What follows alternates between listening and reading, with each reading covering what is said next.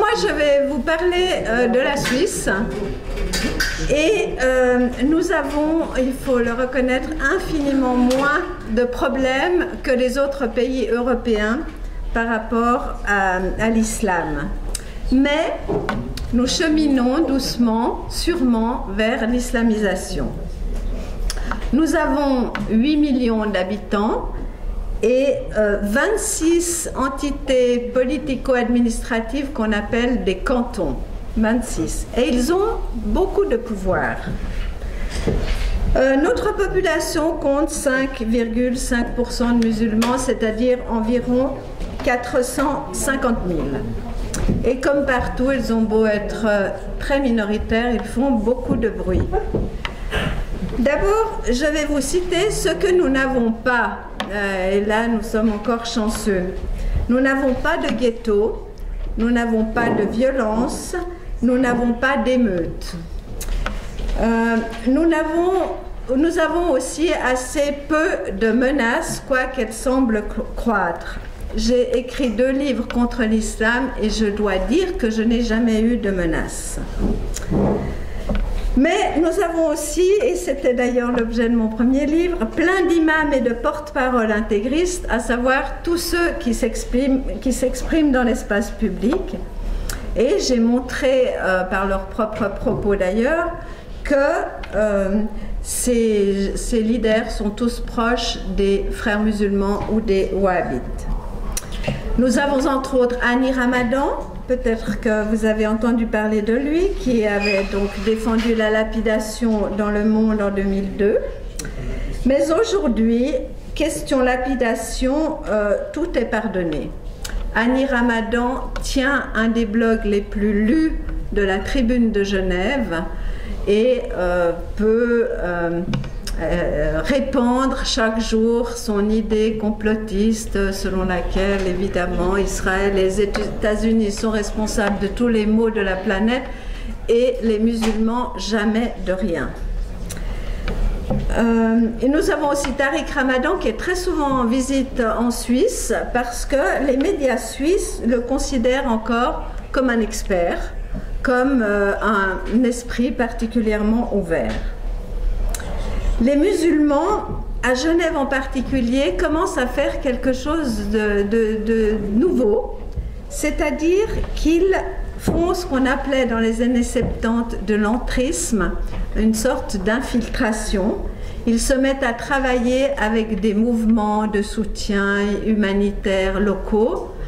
Un groupe de femmes a été accepté dans l'ensemble des associations d'une grande commune de Genève et c'est la première fois qu'il y a un groupe religieux dans cette association.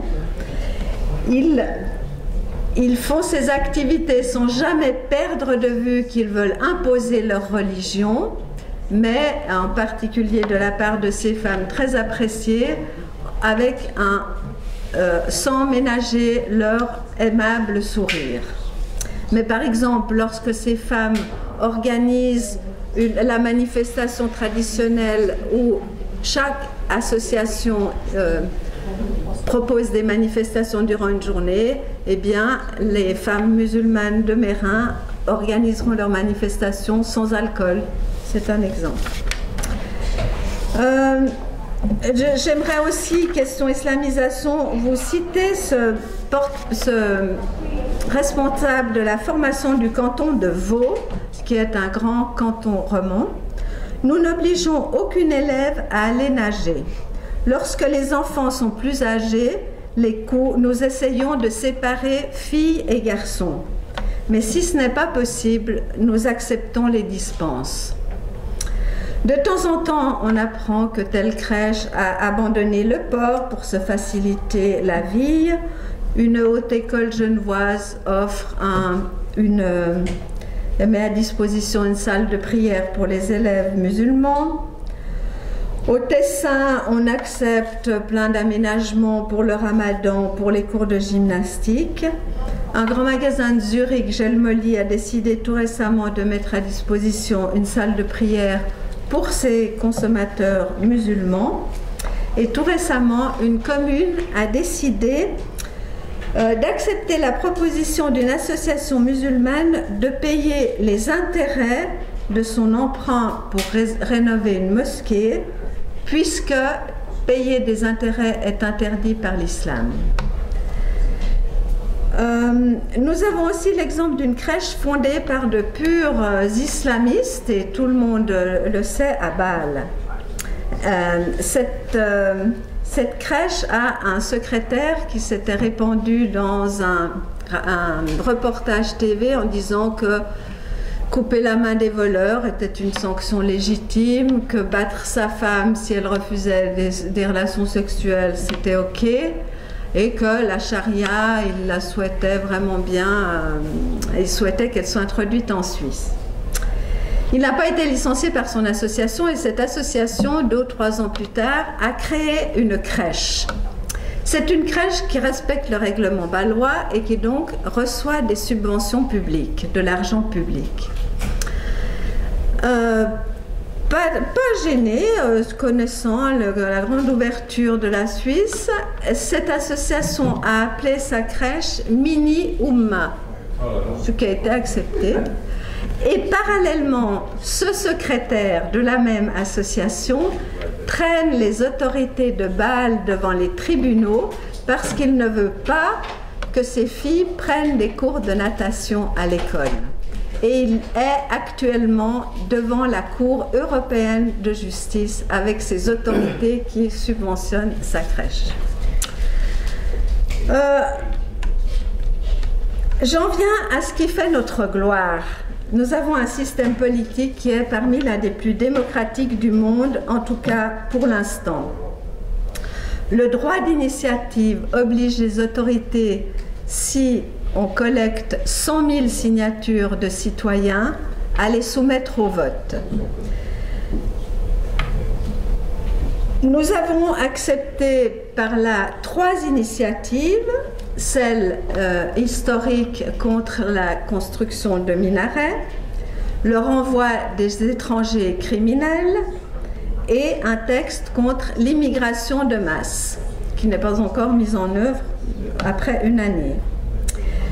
Il y a une nouvelle toute fraîche, je ne sais pas si vous le savez, mais une initiative est lancée au niveau national qui demande l'interdiction du niqab. Le Tessin a déjà interdit le niqab pour son canton. Et en Valais, une autre initiative vient d'être lancée, une initiative du canton aussi, pour interdire le foulard à l'école.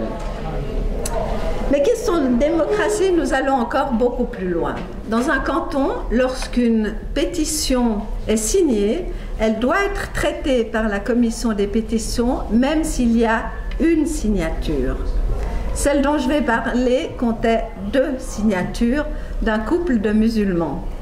Ils demandaient que la ville de Lausanne crée une législation pour autoriser le muezzin à l'extérieur, l'appel à la prière, à l'extérieur des mosquées. Eh bien, la commission des pétitions l'a traité, a demandé au législatif de l'envoyer à l'exécutif pour voir comment cette sympathique proposition pourrait être réalisée. Et une large majorité, entre autres bien sûr de socialistes et de verts, a accepté cette proposition, qui venait de la part d'un couple complètement hors de ses pompes, à savoir un couple à l'aide sociale, un couple qui au moment du débat avait quitté Lausanne pour un canton voisin en ne payant pas son loyer, en laissant l'appartement dans un tel état qu'il a dû être complètement rénové. Ce couple a déjà lancé 2 ou 3 autres pétitions, etc. Il a beaucoup de problèmes avec la protection de la jeunesse à propos de ses enfants. Mais ce couple, on a trouvé légitime de traiter cette pétition écrite n'importe comment par ailleurs, puisqu'il s'agissait de savoir si on pourrait accepter le muezzin et l'appel à la prière.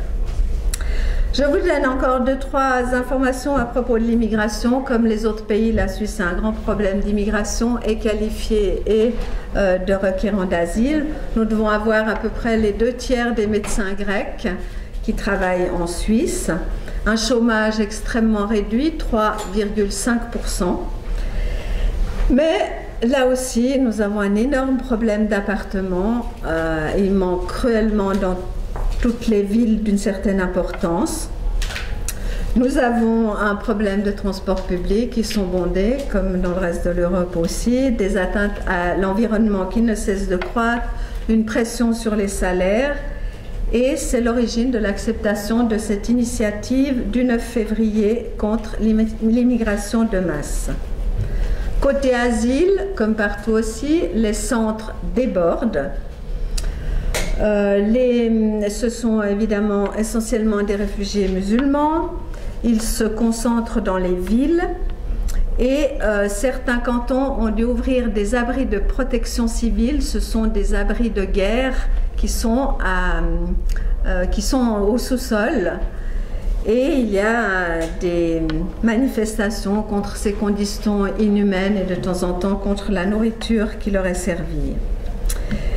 L'agressivité augmente très nettement, je crois qu'on l'a aussi observé ailleurs, et les conflits interethniques, on appelle ça des conflits interethniques qui sont souvent du pur racisme, augmentent aussi dans ces centres.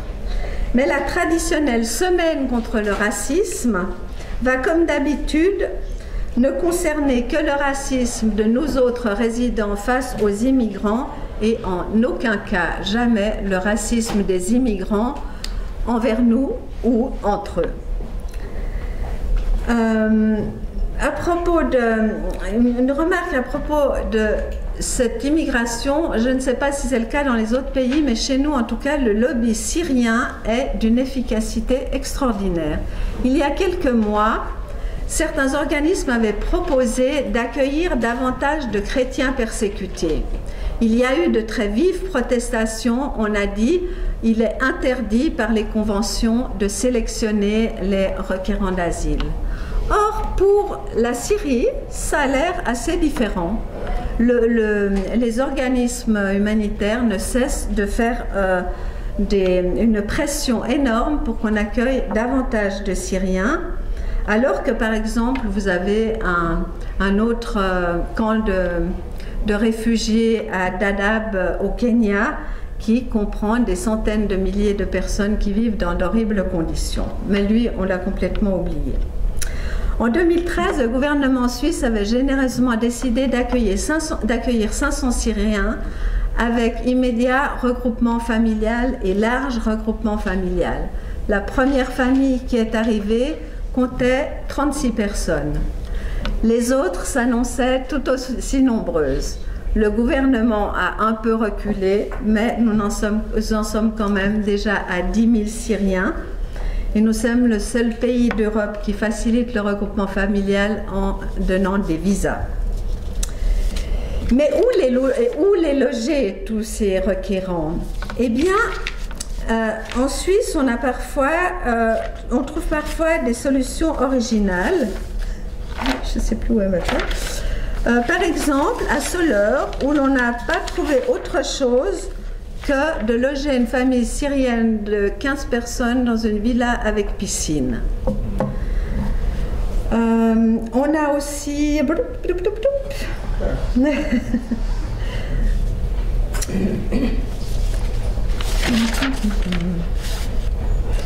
J'aimerais aussi poser une question à propos de cette immigration. Il y a 50 millions de réfugiés, nous dit-on, de par le monde. On veut absolument que quelques centaines de milliers soient accueillis chaque année en Europe. Quel est le sens de cet accueil puisque, l'intégration d'un réfugié ici permettrait, le coût d'intégration permettrait de payer des dizaines d'entretiens et d'aide aux réfugiés dans des camps et à l'extérieur. Mon interprétation, c'est que cette manière de faire est une fois de plus due à la haine de soi que pratiquent beaucoup ces organismes humanitaires et qu'il nous faut expier notre horrible passé et notre détestable présent. Donc, on nous demande de payer ici l'intégration et là-bas aussi, quand même, l'entretien de réfugiés dans les camps. Pour moi, Amnesty International est le sommet de la perversion dans ce domaine et à vrai dire dans d'autres, mais dans celui de l'immigration en particulier.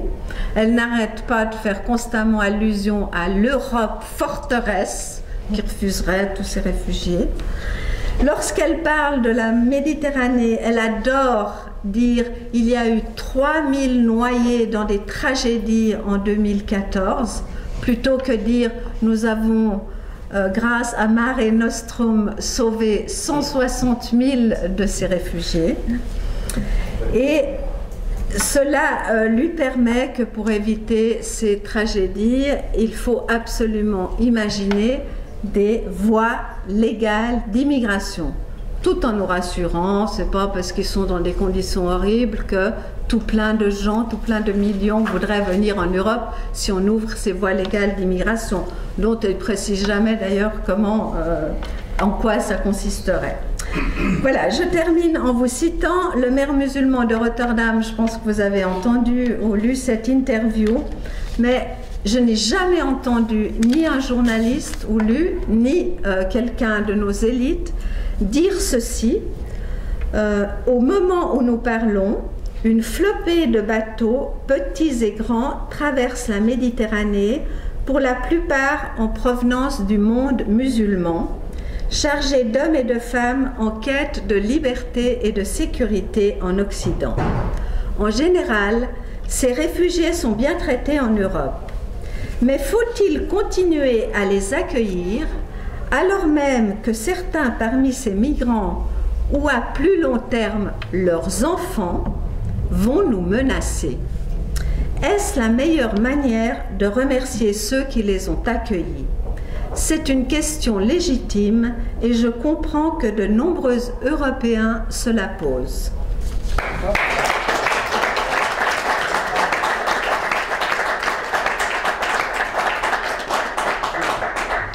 In English or in French? French. English.